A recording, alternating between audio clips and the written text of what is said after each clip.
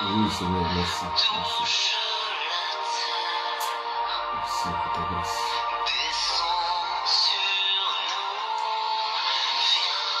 Merci. Oui, tu es présent. Merci, Saint-Esprit.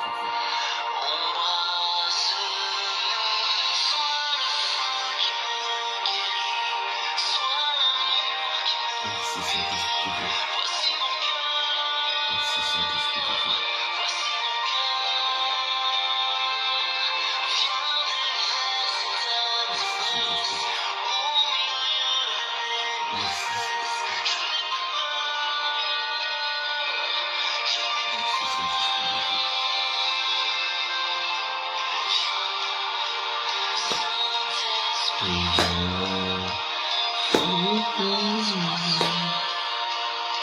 Merci Jésus. Merci pour ce que tu fais dans les familles. Merci Jésus. Merci pour ta présence. Merci Jésus. Merci Jésus. Merci Jésus. Merci Jésus. Merci Jésus. Oui, tu es le feu qui nous guérit. Tu es le feu qui nous guérit. Tu es le feu qui nous guérit. Merci Jésus. Merci Jésus. Merci Jésus. Merci Jésus. Merci Jésus. Merci. Merci. Merci. Merci. Merci. Merci. Merci Jésus. Merci Jésus. Merci Jésus. Merci Jésus. Merci Jésus. Oui Seigneur, ce soir encore, nous voulons te dire merci. Nous voulons te rendre toute la gloire. Père, tu nous as encore convoqués. Conduis-nous encore ce soir. Par ton esprit. La parole dit que tu es esprit et vie. Seigneur, à l'instant, je veux prier pour les maisons. Les maisons où les couples sont en difficulté. Saint-Esprit, étends ta main puissante. Étends ta main puissante dans les couples. Rétablis l'ordre de toutes choses. Saint-Esprit, là où il y a des malades, je prie au nom de Jésus que tu étends ta main puissante dans les maisons où il y a les malades. Oui, Saint-Esprit. Oui, visite-les, visite les maisons. Visite les maisons où il y a des malades. Oui, Saint-Esprit. Ô Père, des couples qui n'arrivent pas à enfanter, les couples qui n'arrivent pas à enfanter, les couples qui n'arrivent pas à enfanter. Père, ce soir est un jour de grâce. Oui, toi qui m'écoutes, si tu es dans cette situation, dis simplement Amen. Dis simplement Amen. Dis simplement Amen. Et tu verras la gloire de Dieu. Tu verras la gloire de Dieu. Dis simplement Amen. Et tu verras la main de Dieu. Cette main puissante. Oh Jésus, merci. Merci parce que tu es fidèle. Comme Pierre pouvait le dire, à qui irions-nous? Toi qui as les paroles de la vie. Conduis-nous ce soir. Et que seule la gloire te revienne. Au nom de Jésus. Amen. Alors, bien-aimés, nous voulons vraiment rendre grâce à Dieu ce soir pour ce moment qu'il permet. Et sans plus tarder, nous allons prendre nos Bibles dans le livre d'Éphésiens. Je demande à chacun d'avoir sa Bible. Toi qui es connecté, invite des frères, invite des sœurs, afin de partager la parole de Dieu, bien-aimés, avec nous. Et nous allons tous prendre nos Bibles dans le livre de Éphésiens 4. Et je lis la parole de Dieu. Éphésiens 4, verset 26. La Bible dit, si vous vous mettez en colère, ne péchez point. que le soleil ne se couche pas sur votre colère et ne donnez pas accès au diable. Bien aimé, le thème de ce soir, ne donnons pas accès au diable. Ne donnez pas accès au diable. Bien aimé, comment je peux donner accès au diable? Le Seigneur nous dit de ne pas donner accès au diable. Le Seigneur nous dit que le diable n'a plus de pouvoir. Ne donnons pas accès au diable.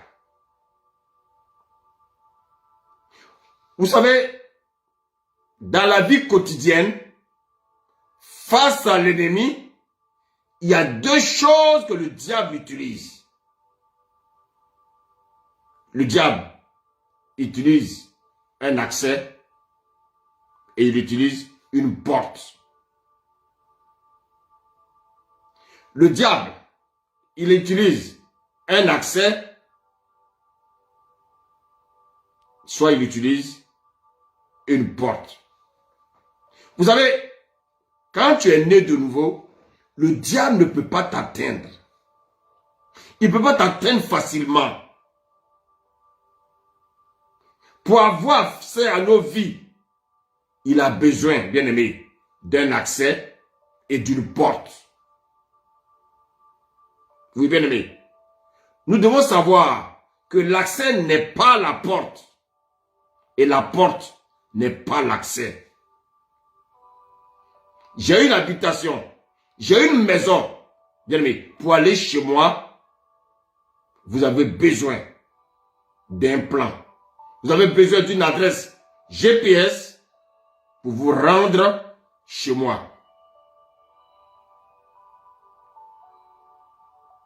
Bien-aimé, ma maison deviendra accessible lorsque, bien-aimé, vous aurez l'adresse.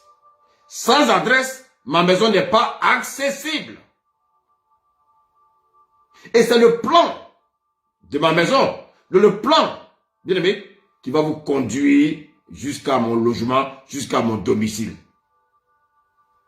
Mais une fois arrivé chez moi, à la maison est protégée. Et pour entrer chez moi, bien aimé, il vous faut entrer maintenant par la porte. L'accès n'est pas la porte. Et la porte n'est pas l'accès. Maintenant, lorsque vous arrivez chez moi, vous avez accès. Mais vous n'êtes pas encore rentré chez moi. Parce que pour pouvoir rentrer chez moi, il faut passer par la porte. Et vous arrivez chez moi, la porte est fermée. C'est vrai. Vous êtes arrivé chez moi, vous êtes arrivé au lieu indiqué. Vous êtes arrivé à l'adresse indiquée. Bien aimé. Vous avez accès à mon domicile.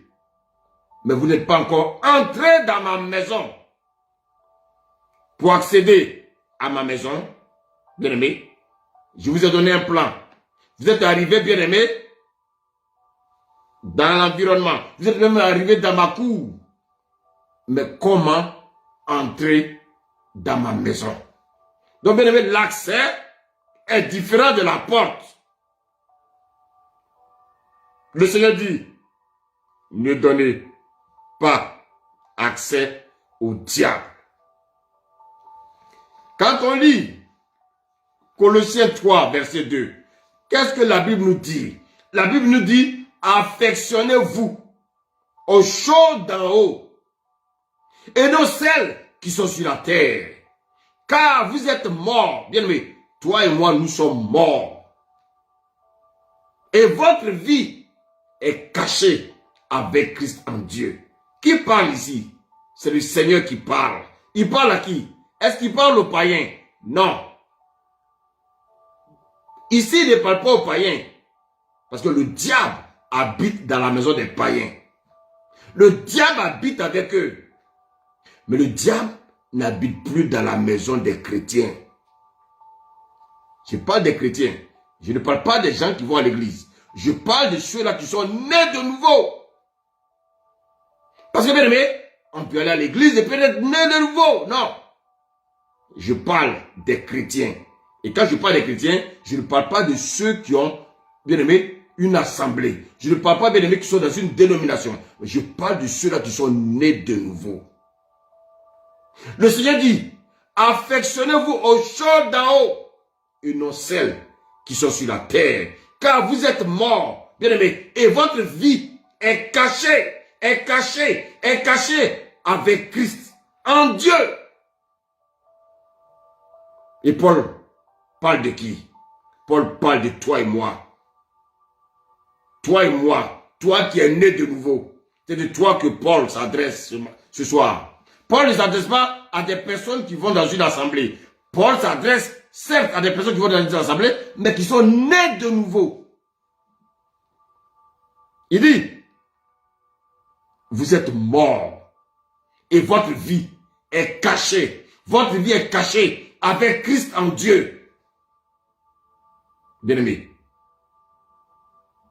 j'ai dit, le diable habite dans la maison des païens, mais le diable n'habite pas dans la maison des chrétiens. Bien-aimé, la Bible dit que notre vie est cachée avec Christ en Dieu. Mais si ta vie est cachée, comment il va te voir? Tu es caché avec Christ. Comment le diable va avoir accès? Et les chrétiens, ils n'ont pas ces vérités.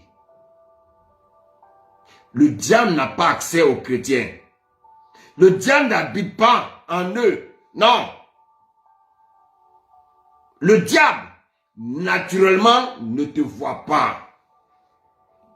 Le diable, sans aide, sans soutien, ne sait pas où tu habites.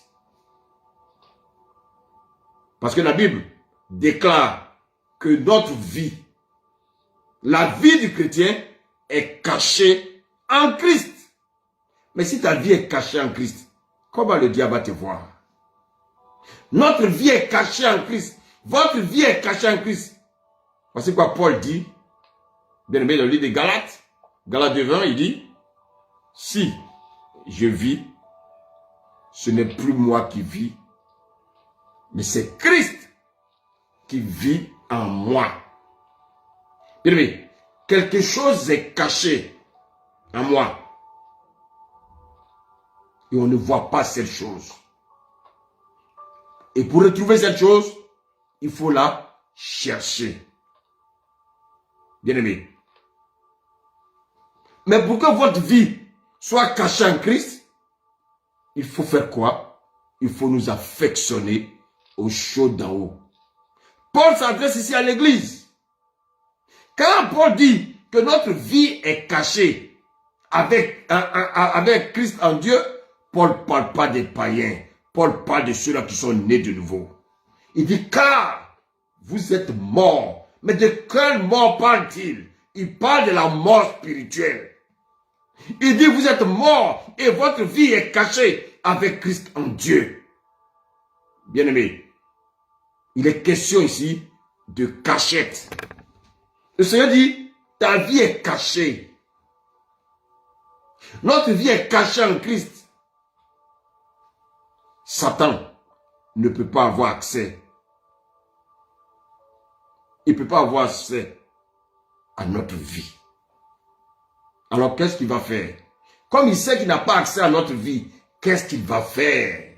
Chrétien, qu'est-ce que le Satan va faire? Il sait qu'il n'a pas accès à ta vie. Qu'est-ce qu'il va faire? Vous avez Satan, il connaît la parole. Qu'est-ce qu'il va faire? Il va chercher. Il te cherche. Il me cherche. Il nous cherche. Il cherche les hommes et les femmes pour les faire pécher. Parce que la Bible dit quoi? Le salaire du péché, c'est la mort. Et Satan ne veut pas aller lui seul en enfer. Il veut aller avec toi. Il veut aller avec moi. Voici pourquoi il te cherche. Mais comme tu es caché avec Christ en Dieu, comment Satan fera-t-il pour avoir accès à toi? Tu es caché avec Christ en Dieu. Comment Satan va-t-il faire pour avoir accès à toi? Bien-aimé, bien-aimé, il faut qu'il trouve le chemin qui mène à toi. Il faut qu'il trouve le chemin qui mène à toi. Bien-aimé, il faut qu'il ait accès à toi. Et quand il arrive à ta demeure, il faut une dernière chose. Laquelle? Il faut qu'il y ait une porte pour entrer chez toi. Vous savez, il y a une différence entre la porte et l'accès. L'accès n'est pas la porte. Maintenant, qui peut permettre au diable, qui peut permettre à Satan de le trouver? Il y a deux personnes qui peuvent donner accès à ta vie. Et qui sont ces deux personnes? Toi-même et Dieu. Satan ne peut pas te trouver. Quand il te cherche, il n'arrive pas à te trouver. Parce que tu es caché avec Christ en Dieu. Mais comment se fait-il qu'il a accès aujourd'hui à ta vie? Bien-aimés, il faut que nous nous questionnons. Comment se fait-il que Satan aujourd'hui a accès à la vie des chrétiens? Alors que la Bible nous dit que notre vie est cachée avec Christ en Dieu. Satan ne peut pas avoir accès à ta vie. Bien-aimé, il faut croire. La foi vient de ce qu'on entend vient de la parole de Dieu. Crois simplement, bien-aimé. La Bible dit que ta vie est cachée avec Christ en Dieu. Comment se fait-il que Satan arrive à t'atteindre?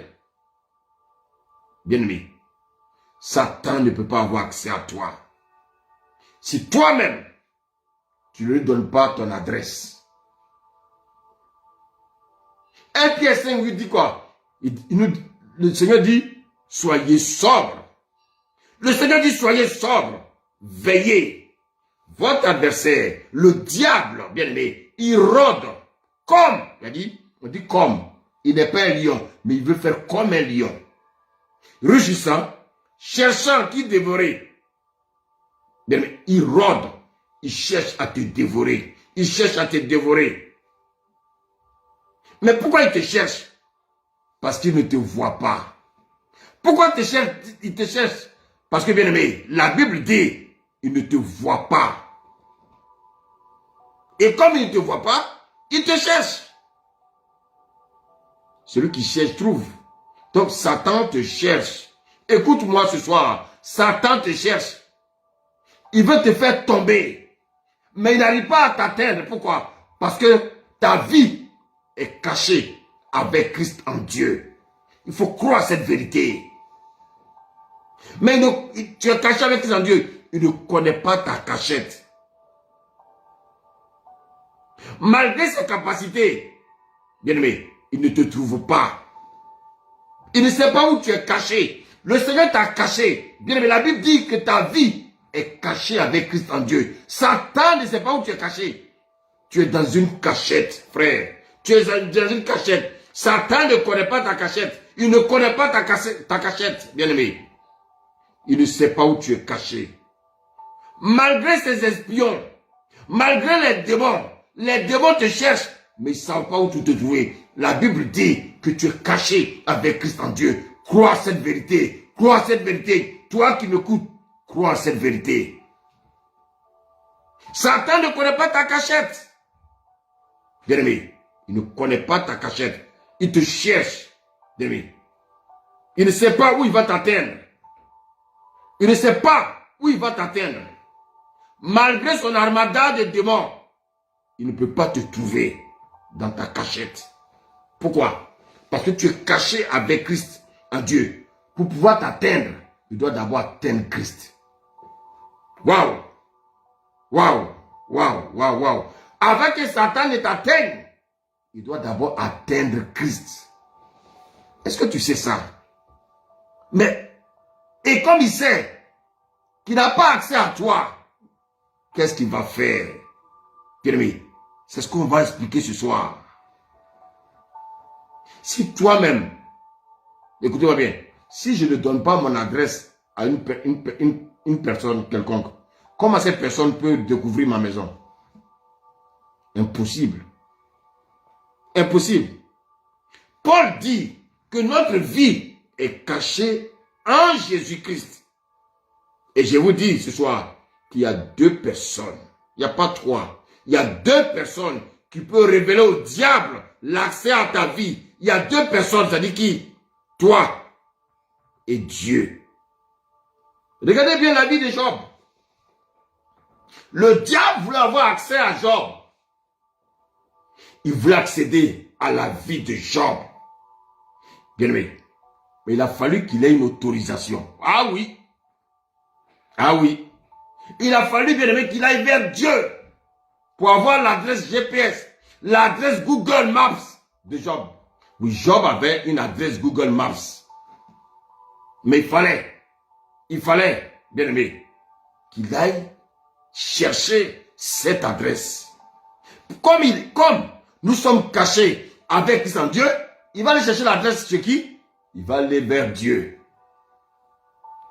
Il va trouver des arguments pour pouvoir t'accuser. C'est dans l'accusation, bien aimé. En t'accusant, il cherche à découvrir ton adresse. Regardez. Qu'est-ce qu'il a dit? Qu'est-ce qu'il a dit? Il allait voir Dieu. Oui, mais Job fait le malin parce que tu l'as béni. Bien aimé, il va aller vers Dieu parce qu'il voulait, bien aimé, une information. La Bible dit que l'Éternel dit à Satan, d'où viens-tu? Satan répondit à l'Éternel, de parcourir la terre et de m'y promener. Vous savez pourquoi il se promène? Il se promène parce qu'il te cherche. Il ne sait pas où tu es caché. Tu es dans une cachette. Donc il se promène sur la terre pour découvrir ta cachette. Il cherche à découvrir ta cachette. Il cherche à découvrir ta cachette. Bien aimé, là où tu es caché, cache-toi. Satan ne sait pas où tu es. Parce qu'il se promène sur la terre. Bien aimé, il se promène sur la terre. Là, Satan cherche ton adresse pour accéder à ta vie. Il cherche ton adresse pour accéder à ta vie. Mais après avoir obtenu ton adresse, bien aimé, il y a un autre obstacle. C'est la porte de ta maison. Un voleur, il va chercher ton adresse. Mais lorsqu'il arrive chez toi, bien aimé, il est bloqué par la porte. Bien aimé. Bien aimé.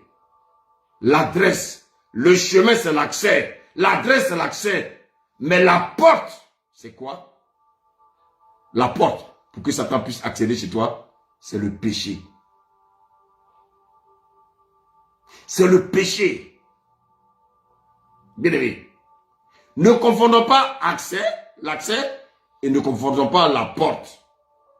Le diable a besoin de connaître, bien aimé, le chemin. Il a besoin de connaître l'accès de ta vie. Mais il y a un chemin pour arriver à toi. Mais pour entrer en toi, il faut que toi-même, tu lui ouvres la porte. Bien aimé, la porte c'est le péché. La porte c'est le péché. La porte c'est le péché. On va lire un passage, bien aimé, dans le livre de Genèse. Regardez bien ce que le Seigneur nous dit dans Genèse 4. Il est question de deux frères. Les deux fils, bien aimés, de notre Père. Le Père des pères. Le Père qui s'est laissé tromper par Satan. Le Père qui a donné accès à Satan pour que, bien aimé, Satan puisse l'atteindre. Le Père, bien aimé, qui a ouvert la porte à Satan. Depuis le commencement, dans le jardin, il était bien caché, bien aimé. Il était caché, bien aimé. Dans l'arbre de vie, il s'est fait découvrir. À l'offrande de qui? À l'offrande, bien aimé, d'Abel. On dit, Caïn, son frère, fut irrité et son visage fut abattu. Et l'Éternel dit à Caïn, pourquoi es-tu irrité? Et pourquoi ton visage est-il abattu? Certainement, si tu agis bien, tu relèveras ton visage et tu Et si tu agis mal, le péché se couche à ta porte.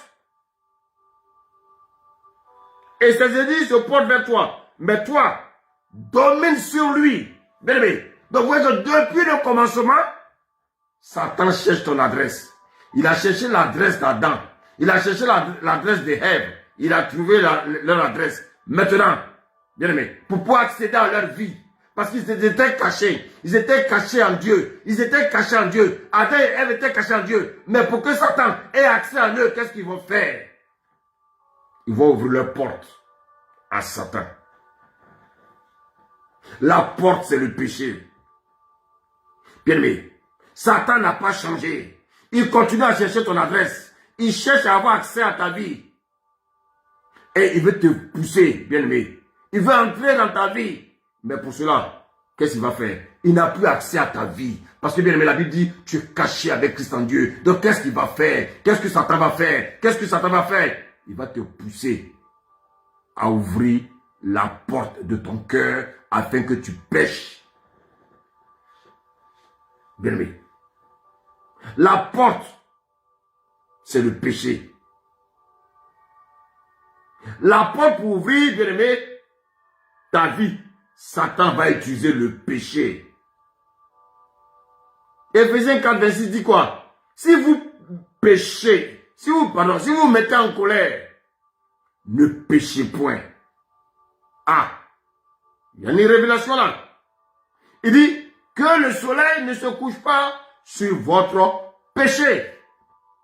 Vous voyez que le péché, c'est nous qui donnons accès au diable. Et c'est nous qui péchons. Quand nous ouvrons, bien aimé, notre cœur, lorsque nous ouvrons la porte à Satan, il nous pousse à pécher. Il dit, si vous mettez en colère, ne péchez point. Bien aimé, écoute cette révélation-là. Si tu te mets en colère, tu n'as pas péché. Se mettre en colère n'est pas le péché. Se mettre en colère, c'est le chemin, bien aimé. Se mettre encore en colère, c'est le chemin que le diable utilise pour arriver à la porte de ton cœur. Bien aimé. Bien aimé. Satan, il va te pousser à te mettre en colère. Ça, c'est l'accès. Ça, c'est l'adresse GPS. L'adresse Google Maps. Bien aimé, pour accéder à ton logement. Maintenant, lorsqu'il arrive là, il y a une porte. Mais comment il va faire pour entrer dans ton cœur? Il est patient. Il prend une chaise et il s'assoit devant le bâtiment. Il prend une chaise et puis il s'assoit devant, bien aimé, ta maison. Ta maison qui est ta vie. Il s'assoit là et il attend. Paul dit, si vous vous mettez en colère, ne péchez pas. Waouh. Bien aimé. Donc la colère, si je me mets en colère, je n'ai pas encore péché. Donc on peut se mettre en colère et ne pas pécher ou pécher. Bien aimé, c'est très important de savoir ces révélations. Voici pourquoi Dieu, bien aimé, Dieu te dit, tu es caché, bien aimé, avec lui.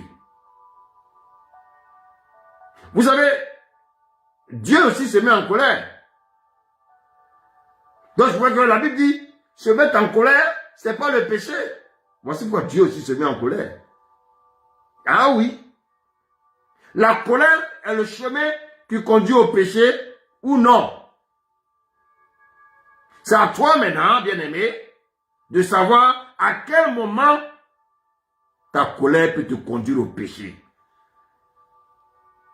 Il dit, ne vous couchez pas avec votre colère.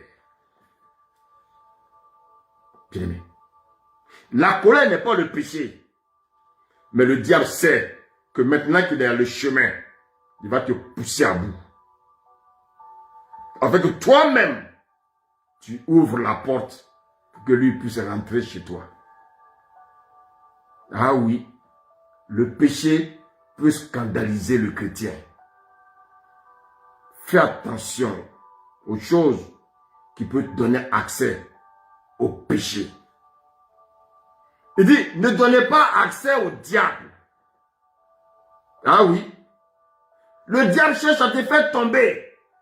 Le Seigneur te dit ce soir, ne donne pas accès au diable.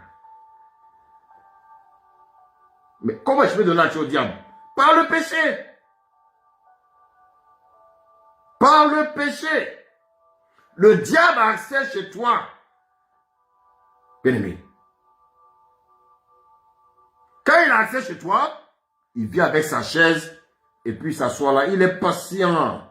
Vous savez, c'est l'une des manifestations du fruit de l'esprit que le diable a. La patience. Ah oui, il est patient. Il vaut mieux ne pas te mettre en colère. Parce que bien aimé, si tu ne maîtrises pas cette colère, ne te mets pas en colère. Ça peut arriver qu'on se mette en colère. C'est un accident. Mais il ne faut pas te coucher avec la colère. Voici le piège. Règle le problème avant d'aller te coucher. Ne dors pas avec ta colère. Si tu dors avec ta colère, bien aimé, en ce moment, tu donnes maintenant la clé au diable pour ouvrir la porte de ta vie. J'ai dit, si tu dors avec ta colère, tu donnes accès au diable pour entrer dans ta vie. Donc l'accès est une chose, mais la porte en est une autre. Et regardez bien, quand on lit le livre de Jean, dans Jean 2, au verset 13, qu'est-ce que la Bible nous dit? Jean 2, verset 13, on dit, la Pâque des Juifs était proche et Jésus monta à Jérusalem. Il trouva dans le temple des vendeurs de bœufs, de brebis, de pigeons, les changeurs assis. Ayant fait un fouet avec des cordes, il les chassa tous du temple, ainsi que les brebis, les moutons. Il les dispersa la monnaie des changeurs et renversa les tables. Bien aimé, qu'est-ce que cela veut dire? Jésus s'est mis en colère. Jésus s'est mis en colère. Ils ont transformé le temple de Jésus. Ils ont transformé le temple du Père. Ils ont transformé le temple de Dieu, bien-aimé, à un marché, comme le marché de Château-Rouge, comme le marché d'Adjamé, comme le marché de Sandaga. Les gens vendent, bien-aimé, des pigeons. Ils vendent des bœufs. Ils vendent la viande. Toutes sortes de commerce. Jésus va se mettre en colère. Jésus va faire une corde. Et qu'est-ce qu'il va faire? Il va se mettre à chasser les marchands. Il va commencer à chasser tous ces vendeurs-là. Jésus s'est mis en colère. Donc vous voyez que Dieu peut se mettre en colère. Parce que la colère n'est pas le péché. La colère conduit au péché. Mais la colère n'est pas le péché. Écoutez-moi bien. Il y a la colère de Dieu. C'est ça qu'on appelle la sainte colère. Et puis il y a la colère humaine. Vous savez à quoi nous conduit la colère humaine? La réponse est dans Jacques. Je lis la parole de Dieu. Donc dans Jacques 1, verset 19. Regardez ce que la Bible nous dit. La Bible nous dit, sachez-le, mes frères bien-aimés, ainsi que tout homme soit prompt à écouter, lent à parler. On parle trop. On parle trop. La Bible dit, nous devons être prompt à écouter, lent à parler, lent à se mettre en colère. Car la colère de l'homme, c'est-à-dire la colère humaine, n'accomplit pas la justice de Dieu. La colère humaine, elle accomplit l'accès de Satan à ta vie. Bien-aimé, la colère humaine, si tu dors avec, elle te conduit au péché. Et qu'est-ce que le diable en général utilise? Le diable utilise cette colère-là, la colère humaine. Cette colère qui n'accomplit pas la justice de Dieu. Cette colère, bien-aimé, charnelle. Bien-aimé, comme un accès à ta vie. C'est comme, bien-aimé, si tu envoyais ton adresse, dans la boîte postale du diable, c'est comme si tu envoyais par texto ton numéro de téléphone sur le portable du diable. Bien-aimé, mais il aura accès à toi. Mais écoutez-moi bien, il y a une autre colère qu'on appelle la sainte colère qui te pousse à vivre dans la sanctification. En vue de quoi? En vue, bien aimé, de la manifestation de la gloire de Dieu dans ta vie. Bien aimé. Donc, écoutez bien, il y a la sainte colère qui expose, bien aimé, à la sanctification. Et puis il y a la colère humaine, bien aimé, qui contribue à exposer, bien aimé, notre péché. Et cette colère sainte, elle contribue également à exposer Satan. Ah oui, il y a la sainte colère qui contribue à exposer Satan. Je vous pose la question. Avez-vous vu quelqu'un en train de faire une délivrance et en train de rire? Satan, je te chasse au nom de Jésus, je te chasse. Il y a une sainte colère. Ça ne peut pas nous conduire au péché. Lorsque Dieu se met en colère contre nous, c'est pour nous pousser à la repentance. Mais la colère de l'homme, femme, tu es en colère contre ton mari. Pourquoi? Parce que tu voulais une voiture verte, tu voulais une voiture rose, il t'a acheté une voiture verte. Tu es fâché. À cause de ça, tu es fâché. La nuit, tu vas te coucher. Tu donnes dos. Mais quand tu donnes dos, quand le Seigneur envoie le paquet, et quand il arrive que vous dormez dos à dos, l'ange retourne avec le paquet. Ah, Seigneur, je suis arrivé, mais il dormait dos à dos. Donc, je suis retourné avec le paquet. Voiture, c'est pas voiture. Parce que la voiture est verte, tu ne parles plus à ton mari. Tu es fâché contre ton mari. Ça, c'est une colère humaine. Par contre, tu surprends ton mari en train, bien aimé, de draguer la voisine. Tu te mets en colère. Ça, c'est une sainte colère. Ah oui, c'est une sainte colère. Vous savez, il y a des colères qui poussent l'autre à la repentance. Ça, ce sont des saintes colères. Ton mari, au lieu d'aller à l'église, il pratique le fétichisme. Il est franc-maçon. Tu te mets en colère contre lui. Ça, c'est une sainte colère. Parce que cette sainte colère va le pousser, bien aimé, à se repentir et de donner sa vie à Christ. Bien aimé. La sainte colère, c'est une colère, bien aimé, qui nous pousse à la repentance. De la sainte colère contribue à manifester la gloire de Dieu. Mais la colère charnelle, bien aimé, conduit à donner notre adresse Google Maps à Satan pour avoir accès à nos vies. La colère charnelle donne accès, bien aimé, à ta vie, au diable. Le Seigneur dit, ne donnez pas accès au diable. Le diable va te flatter, bien aimé, pour que tu lui donnes ton adresse. Et quand tu lui donnes l'adresse, il va te visiter. L'accès de ta vie n'est pas un péché, mais la porte de ta vie est un péché. La porte qui ouvre ton cœur à Satan est un péché. Bien-aimé, La colère, si elle n'est pas maîtrisée, elle va te conduire au péché. Dieu a averti Caïn de veiller, bien-aimé, sur son cœur, de veiller sur sa colère, bien-aimé.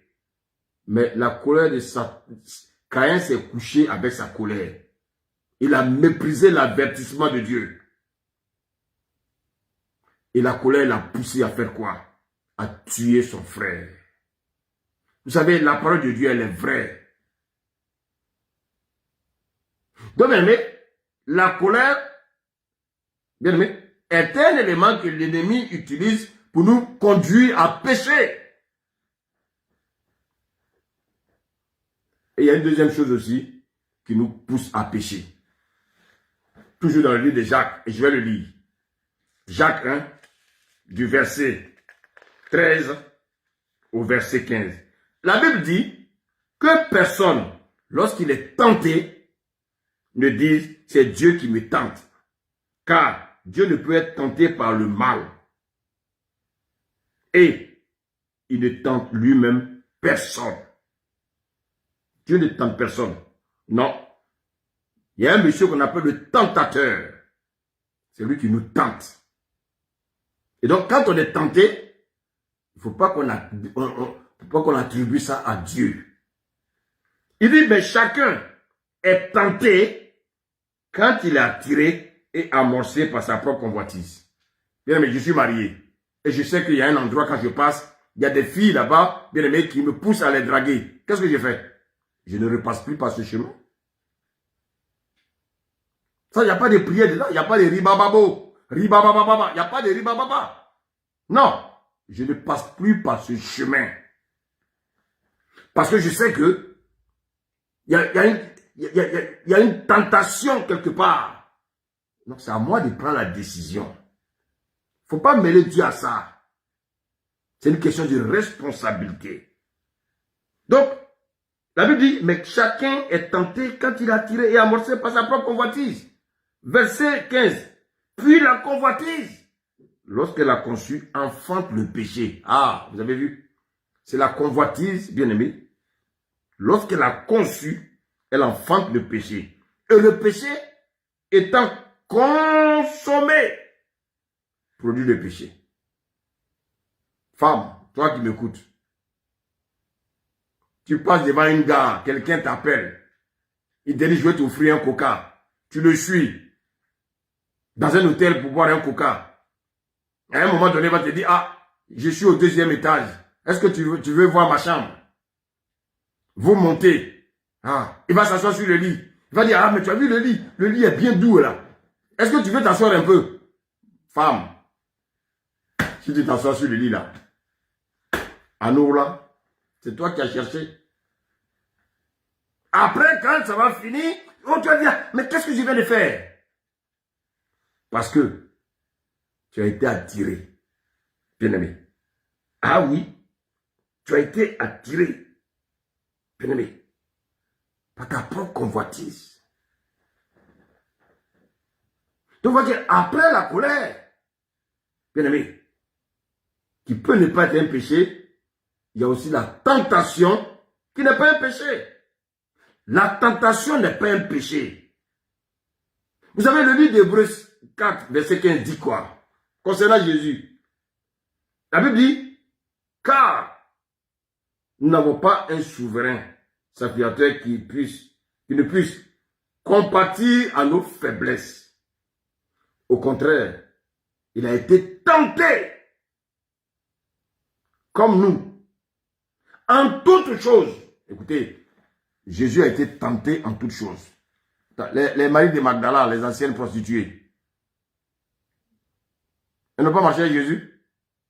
Elles n'ont pas tenté Jésus. Mais Jésus n'avait pas leur temps. On dit en toutes choses. Ça veut dire quoi? Il y a des femmes qui ont dragué Jésus. Mais Jésus n'avait pas leur temps. Jésus n'avait pas leur temps. Et si Jésus a été tenté, qu'il n'est pas tombé, mon frère, toi aussi, tu es né de nouveau. La Bible dit que ta vie est cachée avec Christ en Dieu. Donc, Satan ne peut pas te tenter. Mais pourquoi tu tombes? Parce que tu aimes la chose. ayant été tenté lui-même. La Bible dit que Jésus a été tenté.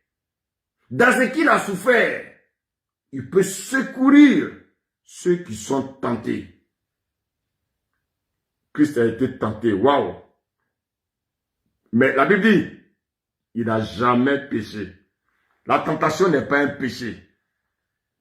Mais la tentation peut conduire au péché. Écoute-moi bien ce soir, frère. Si tu es tenté, ce n'est pas un péché. Mais si tu ne prends point garde, la tentation va te conduire au péché. Jésus, écoutez-moi bien, Jésus s'est mis en colère aussi. Il n'a jamais péché. Jésus a été tenté. Il n'a jamais péché. Et pourquoi toi tu pêches? Tu es tenté, tu pêches. Tu as un problème. Ta vie est cachée avec Christ en Dieu. Mais comment tu permets à Satan d'avoir accès à ta vie? C'est parce que toi-même, tu as ouvert la porte. Bien-aimé, le diable ne peut pas, bien-aimé.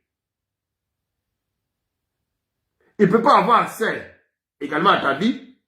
Il ne peut pas te tenter sans l'accord du Seigneur. Il allait vers le Seigneur parce qu'il voulait l'âme de Job. Le Seigneur m'a dit quoi? Oui, tiens, je te le livre. Seulement, ne touche pas à son âme. Je te le livre, mais seulement, ne touche pas à sa vie. Épargne sa vie. Bien-aimé, qu'est-ce qui s'est passé? Est-ce que Satan n'a pas frappé Job d'un ulcère? Satan a frappé Job d'un ulcère. Mais seulement, il ne pouvait pas enlever l'âme de Job. Il ne pouvait pas enlever l'âme de Job. Satan, bien-aimé, il ne peut pas enlever ton âme sans l'accord de Dieu. Bien-aimé, le tentateur, il est partout. C'est Satan qui le tente. Il a donné, bien-aimé, un ulcère à Job jusqu'à la plante des pieds. Ça veut dire quoi? Dieu peut permettre à Satan de nous donner une maladie. Tu es chrétien, non? Dieu, il veut faire un travail dans ta vie. Dieu veut t'utiliser. Dieu va te faire passer par des épreuves. Dieu peut permettre à Satan de te donner une maladie. Dieu peut te permettre à Satan de te mettre au chômage. Dieu peut permettre à Satan, bien-aimé, de commettre, bien-aimé, d'avoir, bien-aimé, d'être paralysé. Dieu peut permettre à Satan de te donner, bien-aimé, un handicap.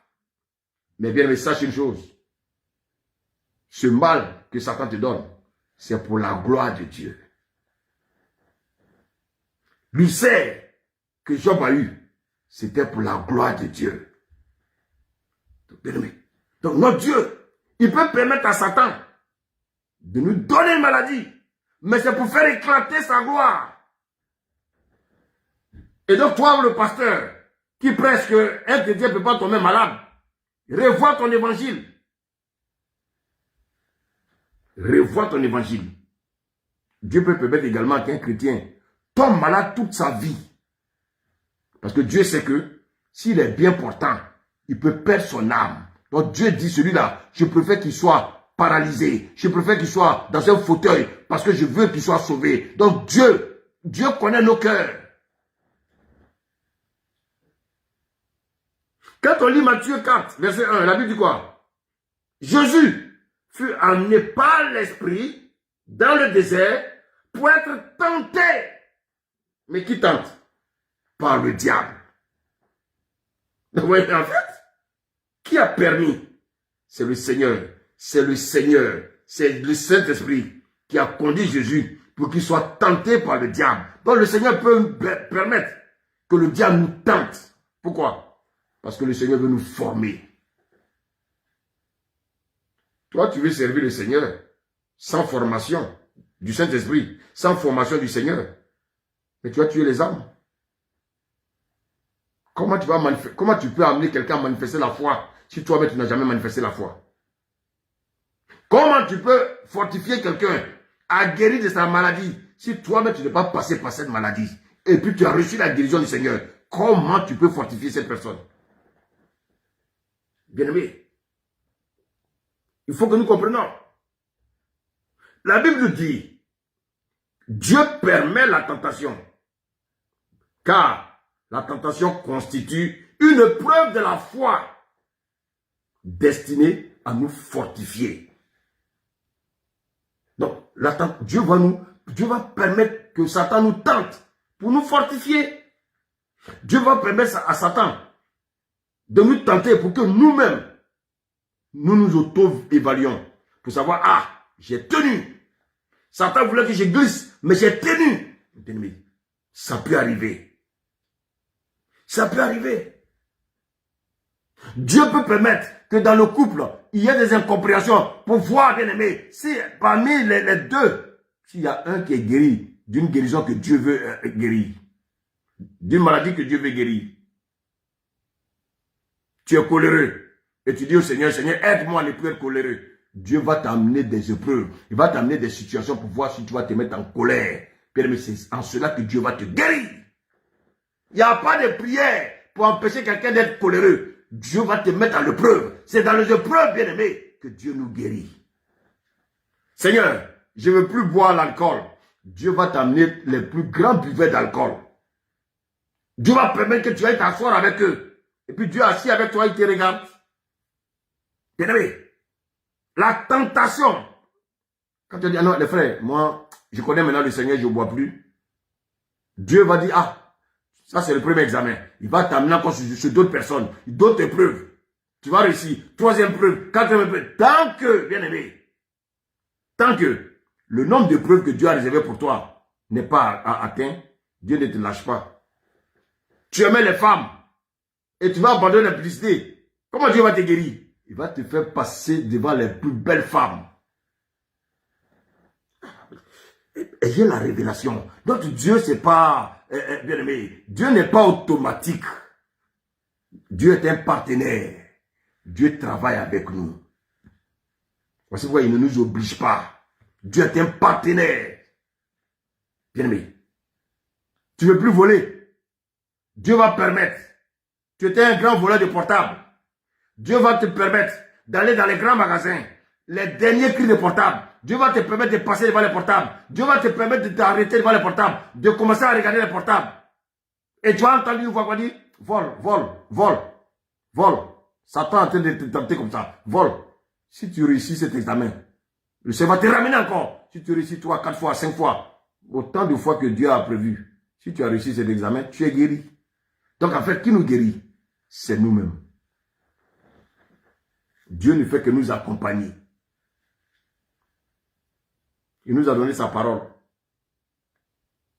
Quand nous méditons cette parole, bien aimé, le Saint-Esprit maintenant nous rappelle la parole. Ah, tu as dit? Il dit quoi? Il dit, ne volez plus, ne volez plus, ne volez plus. Ça sonne dans ton esprit comme ça, ne volez plus. Et tu es devant le portable et tu entends ne volez plus. Mais le Seigneur dit t'aider. Maintenant, si ta main prend le portable, tu sais ce qui va se passer? Le Seigneur va permettre que les gardiens à la porte t'attrapent. Chrétien, si tu ne me crois pas, va essayer demain. Les païens et toi, vous allez aller voler dans le magasin. Les païens, on ne va pas les attraper, mais toi, on va t'attraper. Dieu, il nous tente et Satan va nous tenter.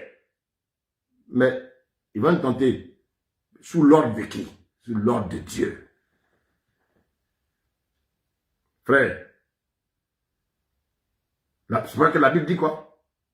Le preuve de notre foi produit la patience. Mais, il faut que la patience accomplisse quoi? Parfaitement son œuvre. Ah, la parole de Dieu, elle est puissante. Afin que vous soyez parfaits et accomplis sans faillir en rien. La parole de Dieu, elle est très claire. En même temps, Dieu contrôle la tentation à mesure donc de l'intensité. Et c'est pour ça que, bien aimé, quand vous lisez 1 Corinthiens 10, 13, la Bible dit quoi? aucune tentation, bien-aimé, ne vous est survenue qui n'ait été humaine. Et Dieu qui est fidèle ne permettra pas que, bien-aimé, vous soyez tentés au-delà de vos forces. Maintenant, avec cette tentation, bien-aimé, Dieu préparera aussi le moyen d'en sortir, afin que, bien-aimé, nous puissions la supporter. Donc, vous voyez que Dieu donne la possibilité d'en triompher. Dieu n'enlève pas, écoutez-moi bien, Dieu n'enlève pas la tentation, mais il aide, bien-aimé, à ne pas faillir. Et ça, ce sont des choses que nous devons comprendre. Donc, bien aimé, Christ lui-même, il a été tenté en toutes choses. Mais la Bible dit qu'il n'a jamais péché. Pourquoi toi tu pêches? La Bible dit que Christ n'a jamais péché et toi tu pêches. Il y a un problème.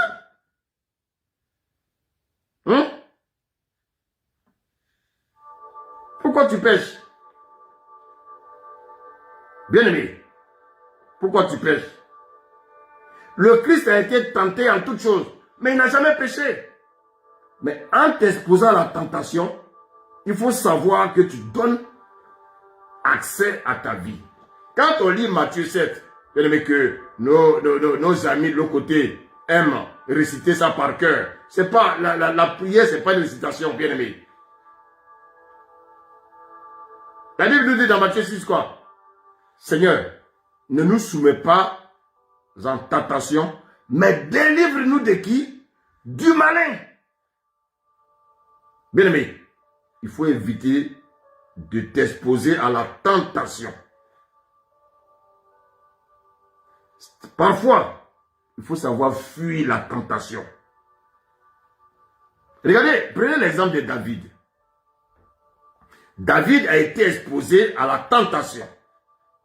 Il va monter sur le toit de sa maison. Et qu'est-ce qu'il va faire? Il va voir une femme. Il va voir une femme. Il va voir une femme là, avec une belle forme, belle de figure, bien plaquée. Tous les sens de David ont commencé à bouger. David va être attiré par le sexe. Et qu'est-ce qui va se passer? David va tomber avec cette femme qu'on appelle Bathsheba. Mais en plus de tomber avec elle, il va tuer son mari. Vous voyez, d'où la tentation peut conduire quelqu'un. Il va tuer son mari. Mais regardez les conséquences que David va connaître. Ses enfants vont coucher avec ses femmes. Les enfants de David vont mourir. Parce que quand il a péché, Dieu a dit je te pardonne. Mais les conséquences, tu vas les payer. Vous savez, chrétiens, quand nous péchons, nous aimons demander pardon à Dieu. Dieu dit, il n'y a pas de problème. Mais les conséquences, vous les assumez. Regardez comment David a été malheureux à la fin de sa vie. Regardez comment les enfants de David sont morts. La Bible du Seigneur dit quoi? L'épée ne quittera jamais ta maison. L'épée. Donc, bien aimé, c'est bien. Quand les gens pêchent, ils sont contents. Ils disent, moi j'ai péché, et puis j'ai demandé pardon. Ah bon? Mais bien aimé, il y a une conséquence.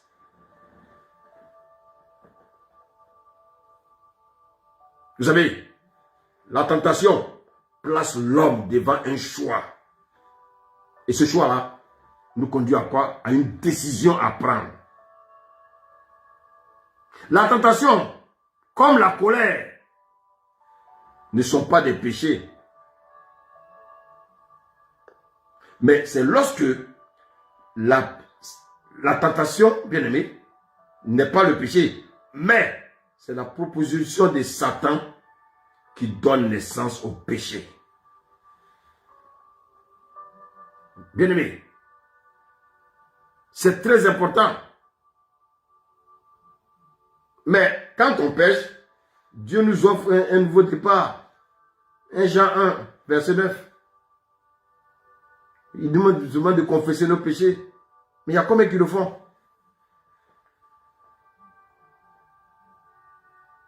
Un roi a péché. Il n'a pas pu, bien aimé, il a été tenté par une femme, il est tombé avec cette femme. Il y a un esclave dans la Bible qui s'appelle Joseph. La femme de son patron va le tenter. Le diable va le tenter, bien-aimé. Elle va même le conduire dans la chambre, le faire asseoir sur le lit, commencer à le caresser. Vous savez ce qu'il a fait? Il a enlevé son vêtement. Il a dit, ce vêtement-là me porte la poisse. Je ne porte plus ça. Il a enlevé son vêtement et il a fui. C'est pour ça que la Bible dit, fuyez l'impudicité. La Bible n'a jamais dit prier. La Bible n'a jamais dit, si vous êtes dans une situation d'impudicité, si il y a une situation de tentation, de sexe, la Bible n'a jamais dit de prier. La Bible n'a jamais dit d'appeler le Seigneur. La Bible a dit de fuir. Joseph a pris la fuite. Mais David n'a pas pu prendre la fuite. Parce que, bien aimé, il a ouvert la porte. Et Satan est rentré. Celui qui ne fuit pas la tentation, il s'expose au péché. Celui qui laisse la colère se coucher à sa porte, il s'expose aussi au péché. Et il pêche. Bien aimé, il faut fuir la tentation. Il faut partir. Il ne faut pas raisonner, il faut partir. Il faut fuir. Quand nous sommes tentés, il faut courir. Ne passe pas le temps là. Non, cours. Bien aimé, toi tu es chrétien, tu vas dans un club de striptease. Tu vas faire quoi là-bas? Tu vas donner accès au diable. Tu vas tomber. Tu vas dire oui, la chair est faible. Bien aimé, quelles sont les deux choses qui donnent accès, bien aimé, au diable? Il y a la colère et puis il y a la tentation. Ne t'expose pas à la tentation. Ne te mets pas en colère. Même si tu te mets en colère, que ta colère ne se couche pas devant ta porte. Ne donnez pas accès au diable. Bien-aimé. La prière et la vigilance sont encore des moyens que le Seigneur utilise, bien-aimé, pour nous éviter de tomber dans la tentation. Donc, bien-aimé, les deux choses qui peuvent pousser un chrétien à tomber dans le péché, il y a la colère, bien-aimé, et puis il y a la tentation. Donc, l'exemple, bien-aimé, Jésus s'est mis en colère, mais n'a jamais péché. Que ta colère ne se couche pas devant ta porte, frère. On a vu que Jésus s'est mis en colère, il n'a pas péché. On a vu que Jésus a été tenté en toutes choses, il n'a pas péché. Et toi, tu te mets en colère, tu pêches. Pourtant, tu dis que tu es né de nouveau. Toi, tu es tenté, et puis tu pêches. Jésus a été tenté en toutes choses. Quand on dit en toutes choses, ça veut dire en toutes choses. Le péché dans lequel tu tombes là, Jésus aussi est passé par là, mais lui, il n'est pas tombé. Pourquoi? Parce que Jésus était vigilant. Jésus était vigilant. Jésus fuyait même le péché. Bien-aimé, si Jésus a fui le péché, la Bible te dit que ta vie est cachée avec Christ en Dieu. Comment ta vie peut être cachée et puis Satan peut avoir accès à ta vie? Comment ta vie est cachée avec Christ en Dieu, mais tu permets à Satan d'avoir accès à ta vie? C'est que toi-même, tu aimes le péché. Écoutez-moi bien. Souvent, nous faisons des prières qui n'ont pas de sens. Il y a des choses pour lesquelles on ne prie pas. Il y a des choses, on évite simplement. Je sais que si j'ai dit cette telle chose, bien aimé, ça va écorcher le frère qui est en face. Je ne dis pas. Bien aimé, le Seigneur dit de ne pas donner accès au diable.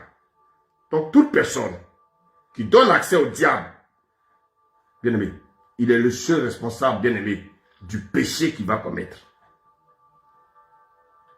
Toute personne, bien aimé, qui est tentée, la Bible dit nous serons tous tentés. Jésus n'a pas péché. Qu'est-ce qui peut me pousser, bien aimé, à pécher? On a vu aussi que c'est la convoitise. Donc, bien aimé, que mon cœur s'éloigne de la convoitise. Et c'est en cela que je ne vais pas commettre le péché. Tu vas chez ton voisin, tu as vu sa télé. À peine tu as vu sa télé, ta télé est devenue vieille. De vous les femmes là, vous les femmes, esprit de convoitise. Tu connais le salaire de ton mari, mais tu vas le pousser. Tu vas le pousser à vivre au-dessus de ses moyens. Et puis demain, tu vas le chasser comme un poisson pourri. On vous connaît? Mais toi qui m'écoutes, je sais que tu es né de nouveau. Tu ne feras pas ces choses. Apprenez à être humble. La Bible dit soyez sobre et veillez. Car votre adversaire, le diable, il rôde. Et il rôde, c'est pourquoi? Il cherche à te faire tomber. Il cherche à te faire pécher. Parce qu'il ne veut pas aller seul en enfer. Il veut aller avec toi. Or, le seul moyen par lequel il peut te conduire, bien aimé, dans le royaume des ténèbres, c'est lorsque tu vas vivre dans les ténèbres avec lui. C'est lorsque tu vas commettre le péché. Éloigne-toi du péché. Éloigne-toi de la colère. Fuis la tentation. Et c'est en cela que tu seras victorieux dans ta vie chrétienne. Que le Seigneur vous bénisse. Amen.